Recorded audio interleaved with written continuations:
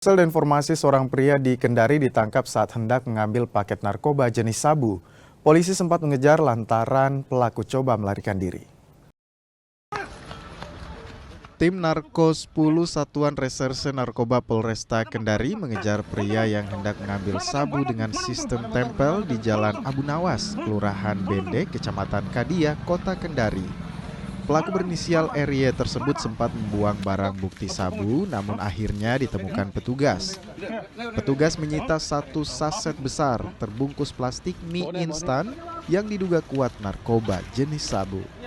Polisi kemudian melakukan pengembangan dan menemukan 7 paket sabu di dalam dus telepon genggam. Seputaran wali kota situ, jadi pada saat kami bersama tim melaksanakan patroli dan melihat gerak-gerik tersangka target, pada saat itu target mengambil bahan di depan BKKBN dan kami melakukan penangkapan. Setelah itu kami interogasi dan menemukan barang bukti berupa sabu di dalam bungkus Indomie. Setelah itu kami interogasi kembali dan mengecek HP-nya. Ternyata memang dia sering melakukan transaksi dengan melakukan tempel bahan di seputaran wali kota dan seputaran Maruga. Polisi kini terus melakukan pengembangan kasus ini.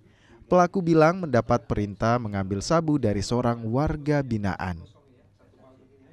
VJ Silvian Sakia, Kompas TV, Kendari, Sulawesi Tenggara.